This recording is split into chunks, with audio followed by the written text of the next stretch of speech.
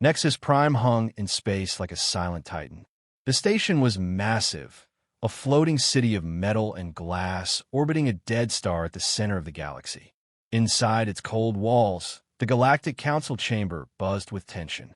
Delegates from 72 civilizations filled the high, circular hall. Their voices spoke in dozens of languages, filtered into one common tongue by translator implants. At the center stood a single man, tall and calm in his dark blue ambassador's coat. His name was Elias Ward, Earth's representative and the voice of humanity in the council. He waited silently as the noise around him faded. His hands were clasped behind his back. His eyes moved slowly across the room, locking briefly with each delegate who dared meet his gaze. A low chime rang. The council's speaker, a thin, translucent being from Virulon, tapped its staff. "The floor is yours, Ambassador Ward," it said. Elias stepped forward. His voice was calm, clear, and firm. "Esteemed members of the Galactic Council," he began, "I come to you not with demands, but with proposals meant to strengthen us all. Earth has contributed greatly since joining this council. Our AI has powered your ships. Our engineers have rebuilt failing colonies. Our warp technology has shortened your wars and expanded your reach. But respect has not followed." A low murmur stirred across the chamber. Virek of the Los Prime, a towering figure in silver armor, smirked from his seat. His four golden eyes blinked in amusement. Elias continued, unfazed. "Earth proposes 3 reforms. 1. Equal voting rights for all council members, regardless of species, age, or origin. 2. Open tech-sharing agreements for peaceful development. 3. A defense pact to protect smaller worlds being exploited or attacked." Now the room truly reacted. Whispers turned to snorts, scoffs, and full-on laughter. A delegate from Zoth laughed, so hard her gills fluttered. Another leaned back, mocking applause. Chancellor Virek stood. His voice was deep and sharp. "Ambassador Ward," he said, "your planet is young. Your people have barely stepped beyond your own star before stumbling into galactic affairs. Be grateful we allow you to sit among us. You speak of equality as if we owe you something. You are useful, but not important." Elias waited for the noise to settle. Then he took a slow breath and spoke again. "Then Earth withdraws," he said. The chamber went silent. Virek tilted his head. "What did you say?" "Effective immediately, Earth withdraws from all Galactic Council matters. Economic, political, and military," Elias said. "We will no longer lend our technology, our knowledge, or our presence to a body that mocks cooperation and equality. We leave not in anger, but in dignity." Silence held for a second. Then Virek laughed, loud and echoing. "You would isolate yourselves? You'll be back within a cycle, crawling for relevance." Elias didn't respond. He turned and walked out of the chamber. Behind him, the Earth delegation followed. No one looked back. The hall buzzed again. Some cheered the departure. Others whispered, unsure. Virek returned to his seat, smug and satisfied. But Elias knew what the others didn't yet see. This wasn't an end. It was the beginning of a shift. On board the Earth diplomatic ship Unity, as it detached from Nexus Prime and began its return journey, Elias stood at the viewport. Stars stretched endlessly ahead. His second-in-command, Commander Juno Lin, approached. "That was bold," she said. "Sometimes silence speaks louder than speeches," Elias replied. "Let them feel it." And in the silent halls of Nexus Prime, where arrogance had just won the moment, no one realized they had just lost something far greater. The Earth diplomatic ship Unity moved through the stars like a quiet blade, cutting its way home through the void. Inside, the mood was heavy but calm. The delegation had said nothing during departure, not because they were unsure, but because they were certain. Elias Ward sat alone in the observation deck, a wide dome of reinforced glass overlooking deep space. The stars looked peaceful, silent, far more honest than the council chamber had ever been. Commander Juno Lin entered quietly. She carried 2 cups of tea. Elias accepted one with a nod. "You said what needed to be said," she said, sitting beside him. Elias looked at her, thoughtful. "I didn't say it for them. I said it for us. Juno leaned back, sipping her tea. Do you think they'll feel the loss? They won't, Elias replied. Not yet. They're too proud, but they'll feel the silence. That's how it always begins. Back on Earth, news of the withdrawal had already spread. Screens flashed across every major city. Earth exits Galactic Council. On the streets of New London, in the domed towers of Tokyo Spire, in the floating cities of New Dakar, opinions clashed. Some people were afraid. What does this mean for trade? One vendor shouted into a news drone. We send parts to 10 different systems. Others were proud. Finally, said a retired general, we don't need to sit at their table and be laughed at. We build our own. In Parliament Dome, Earth's leaders met in emergency session. Prime Minister Leora Wren faced her cabinet. Ambassador Ward did what we asked, she said. He drew the line. Now we decide what comes next. There were worries, of course. Diplomatic missions in council space. Trade routes that passed through other territories. Existing treaties. But Earth had planned carefully. Most ships were already recalled. Most systems could be handled without help. We don't need the council, said Minister Ian, head of technology. They need us. And in truth, they did. Far away, back on Nexus Prime, Chancellor Virek paced in his private chamber. The room was sleek, dark, and lined with glowing panels. His aide, a young Thelosian clerk, entered with reports. No reaction from Earth. Virek asked. None. Their ships left quietly. Their communications channels are closed. Virek sneered. They're trying to make a statement. The aide hesitated. Some of the smaller worlds, the Zalari, the Varnak, they're uneasy. Earth supported them heavily. They are nervous. Let them be, Virek said coldly. Earth will come crawling back. They always do. But beneath his words, something bothered him. Earth had left with grace, not anger. That kind of silence was dangerous. It meant they weren't trying to convince anyone anymore. They were simply done. And that was new. Back aboard Unity, Elias reviewed reports from Earth. Public reaction, market adjustments, defense statuses. Everything was holding, for now. Juno leaned over his shoulder. Any regrets? No, Elias said. Regret comes when you stay silent too long. We spoke. They laughed. So we walked. Now, the galaxy watches. He stood and walked to the bridge. The stars were beginning to shift again, warp engines preparing for the final jump home. Take us in, Elias ordered. And as Unity vanished into a stream of light, the council was left behind. Still laughing, still blind. But the silence was growing, and it was only the beginning. Nexus Prime was quiet. It had been 3 weeks since Earth left the Galactic Council. At first, the council barely noticed. Trade discussions continued. Delegates resumed their speeches. Virek called Earth's departure a minor disruption and dismissed further discussion. But then the systems started to break. Small things at first. A mining fleet from the Kevel system missed its fuel shipment. Earth's logistics AI had coordinated those schedules. No one knew how to replace it. A cargo route between Varnak and Asari collapsed when a predictive routing network failed. Another Earth design, now offline. Ships began arriving late. Some never arrived at all. Then came the pirate attacks. On the edge of Thelosian space, a convoy of 12 merchant ships was intercepted by raiders. The escort fighters, expecting early warning signals, were unprepared. 3 ships were destroyed. 2 were captured. Survivors blamed Earth's absence. They ran the long-range scan grid.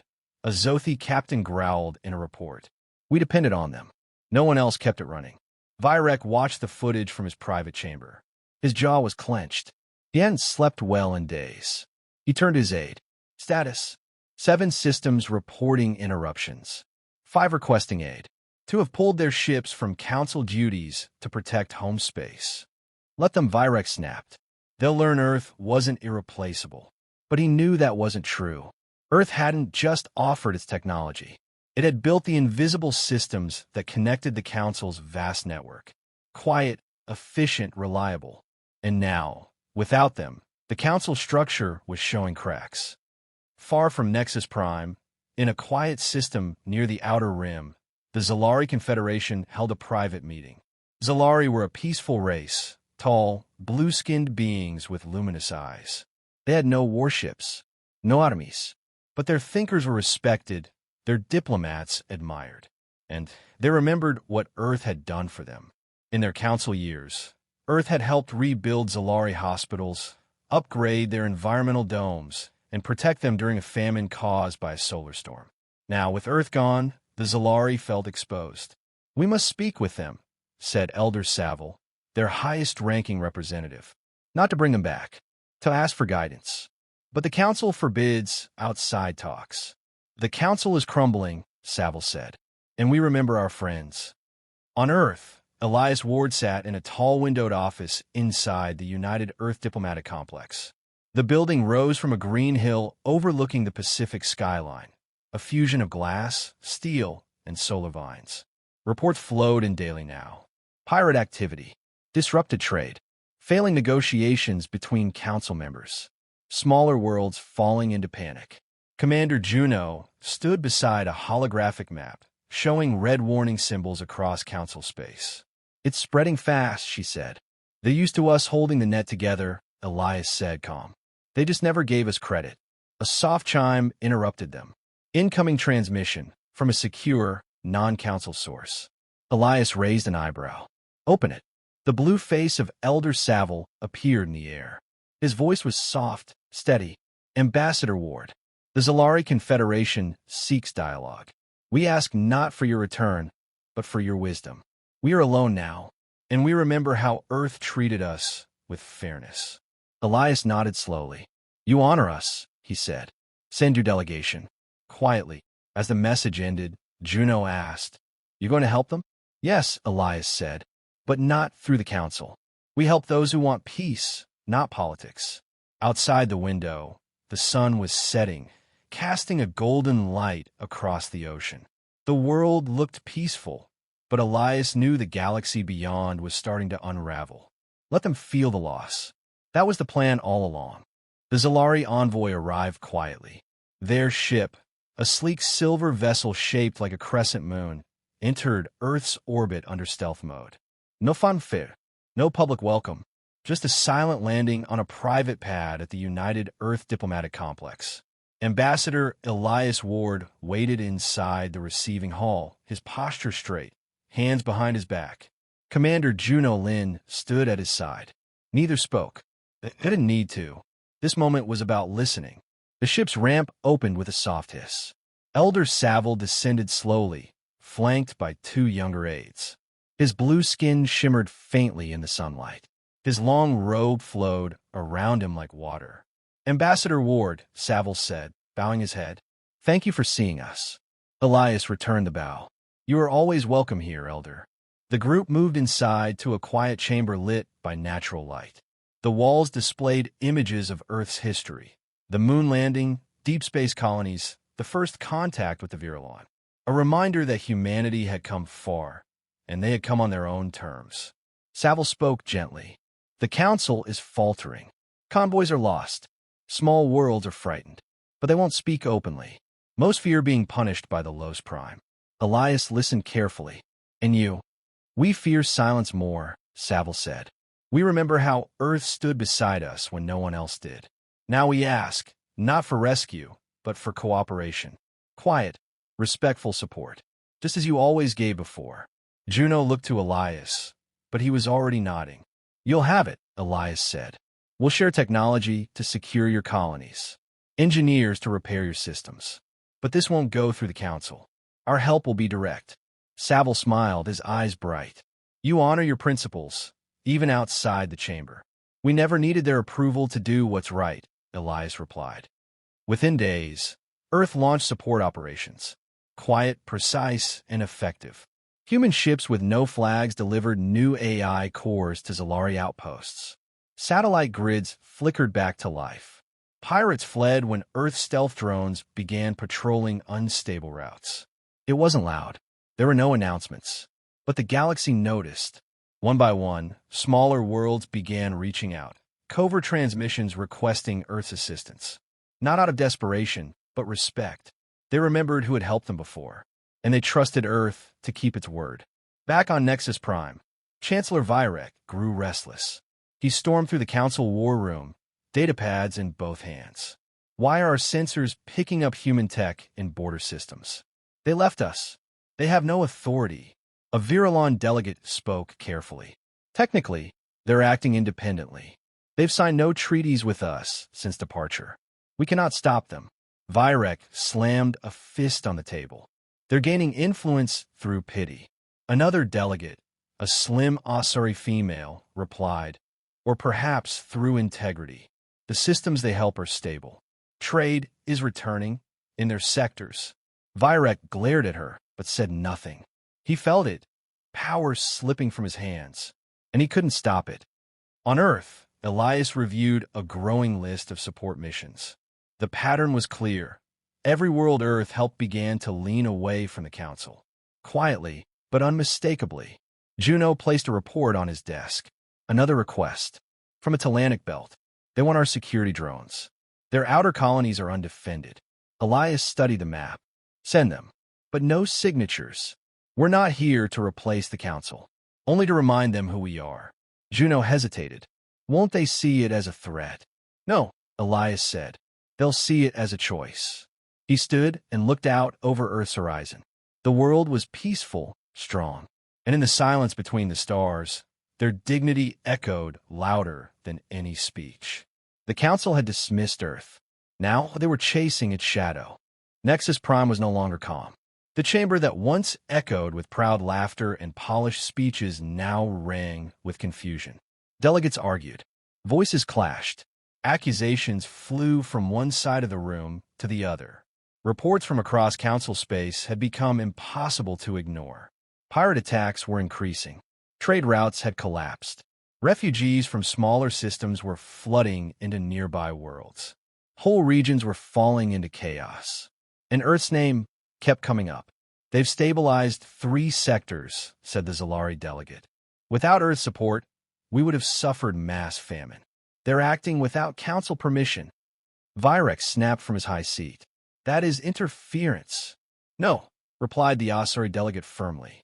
It is leadership, something this chamber seems to lack. Virek's golden eyes narrowed. His grip tightened on the edge of his desk. For weeks, he had dismissed Earth's absence as a temporary inconvenience. Now, he could no longer pretend. Earth hadn't fallen into silence. They had taken control of the silence and turned it into influence. In a private meeting that followed the stormy session, representatives from 10 different worlds gathered behind closed doors. They came from mid-level systems, strong enough to matter, small enough to be ignored. We can't hold our sectors without Earth systems, said one. Their AI kept our logistics smooth. They gave us tech with no strings attached, said another. And they don't threaten us with sanctions. One by one, heads nodded. It was time to act. On Earth, Elias Ward was preparing for a speech at the United Assembly, a global meeting of Earth's major leaders. He wore a simple dark suit, no medals or ribbons. The glass walls around the chamber overlooked Earth's twin oceans, calm and endless. Before the speech began, Commander Juno Lin handed him a secure datapad. You should see this. Elias scanned the message. It was from Nexus Prime. Formal request. Earth's re-entry to Galactic Council negotiations. Priority, high. Personal appearance requested. Signed, Chancellor Virek, with full Council backing. Elias looked up, his expression unreadable. They're calling us back, Juno said softly. Elias closed the file and tucked the datapad away. It took them long enough. Later, as he stood before Earth's United Assembly, Elias addressed the world. We spoke with dignity, and they laughed. We walked away, and they mocked. But now, their silence has turned to pleading. The galaxy has realized something we have always known. Respect is not given to the loudest voice, but to the one that stands alone when it must. Applause echoed across the chamber. We will hear the Council's request, but we will not return as servants. We will not return to be silenced. If we go back, it will be on terms worthy of the principles we have always stood for. A week later, a summit was set, but this time, it would not be held at Nexus Prime. Earth insisted the meeting take place on home ground. The Council hesitated at first. Virek objected. They're trying to humiliate us, he growled. They want to shift the balance of power.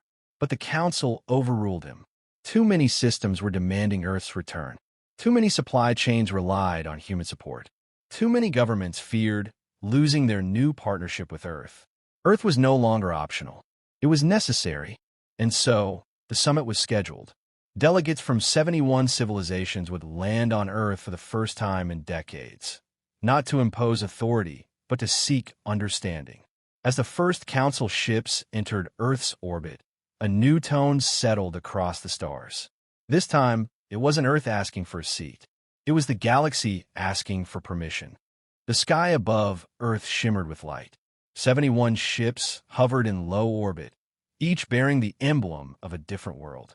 They came from every corner of the galaxy. Sleek Virulon cruisers, spiraling Zoth transports, heavy Thelosian carriers. For the first time in history, the entire Galactic Council had come to Earth. But they didn't arrive as leaders. They came as guests. On the green plains outside Geneva, Earth built a new summit dome. Simple, strong, and open to the sky.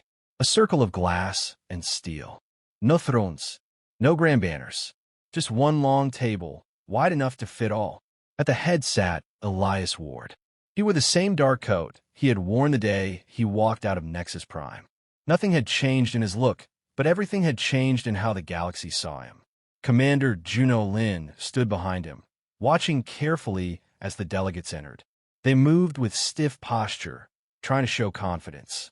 But their eyes flicked around, uncertain. Earth's silence had shaken them. Its strength had silenced them. And now it was time to speak again. Chancellor Vyrek arrived last. His silver armor gleamed in the sun, but there was tension in his step. He sat without speaking, his 4 golden eyes fixed on Elias. The balance of power had shifted. Everyone in the room felt it. Elias stood slowly. No ceremony, no grand speech. We are here, he said, because the galaxy needs stability. But before we discuss that, let's be honest about why you are here. Silence. You came to Earth not to welcome us back, but because things fell apart without us. You mocked our proposals, dismissed our role, and ignored our calls for fairness. And then, when systems began to fail, you realized something. He looked at each delegate. You never built your foundation. You stood on ours. A few murmured. Most sat quietly. We are willing to return, Elias said, but not as background, not as a resource to be tapped and forgotten. He placed a thin tablet on the table. It lit up with 3 glowing points. These are our terms. The first point read, equal council voting, 1 voice, 1 vote. The power to decide must be shared. No more weighted votes. No more ancient rules that favor the old and ignore the new. The second point, share technology. All worlds contribute. All worlds receive. We do not fear progress. We share it. Every member must open their technology to peaceful development. No more hoarding. No more secrets. The third point, protection pact. Defense for all worlds, great or small. From this day, no world shall stand alone. If one is attacked, all respond. If one is threatened, all act. Vyrek's fist hit the table. These demands are outrageous. They are not demands, Elias replied calmly. They are choices. The galaxy is watching, and so is Earth. One by one, delegates turned to Vyrek. For years, he had led with fear and pride. But pride could not repair a failing network. Fear could not replace trust. The Zalari delegate stood first. We accept Earth's terms, she said clearly. Next was the Asari, then the Virulon, then more. Within minutes, the tide had turned. One by one, the council members gave their support. Vyrek stood in silence. His position crumbled beneath him. He looked at Elias, anger in his voice. You have no right to reshape the council. Elias looked him in the eye. Then why is everyone following? The council cast one final vote, not only on the terms, but on Vyrek's position. He lost, by a wide margin. For the first time in decades, the Los Prime's influence was broken. After the summit ended, the delegates left one by one. No one dared call Earth a junior member anymore. From this day, it was a pillar. Outside the dome, the sun was setting. Elias stood on the grass, watching the sky turn orange and gold. Commander Juno walked up beside him. "You think they'll keep their promises?" she asked. "They will," Elias said, "because now they know the price of silence." He turned back toward the dome, where a new council charter lay waiting to be signed. This time, Earth hadn't asked for a seat. It had built the table. The stars above Nexus Prime burned steady once more. It had been 2 months since the summit on Earth.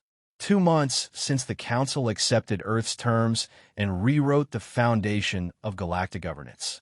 Now, the Council chamber had changed, visibly and deeply. Gone were the raised platforms and tiered seating that gave power to the few. Now, all delegates sat at a circular table. Equal height, equal voice. At one side of the circle, Elias Ward sat in Earth's seat. His calm presence was now a symbol, not just a role. The chamber was quieter than usual. No yelling, no mocking, only focus. "Ambassador Ward," the new speaker said, "you may begin." Elias stood, but not with theatrics. He didn't need to raise his voice. In the weeks since Earth rejoined this council, stability has returned to many systems. Trade routes have reopened. Pirate activity has fallen. And the smaller worlds, those once ignored, are now protected. He gestured to the new charter on the center display. "This is what unity looks like when built on respect, not control.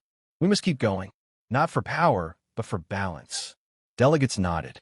Even those who had once laughed at Earth now leaned forward to listen. Across the room, Chancellor Virek's old seat sat empty. Delos Prime had replaced him with a quiet, younger diplomat who spoke little and listened often. The shift in tone was clear. Arrogance was out. Cooperation was in. After the meeting, Elias stepped out onto one of Nexus Prime's observation decks. The stars stretched endlessly across the black sky.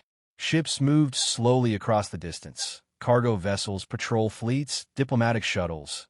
All working again, all moving with purpose.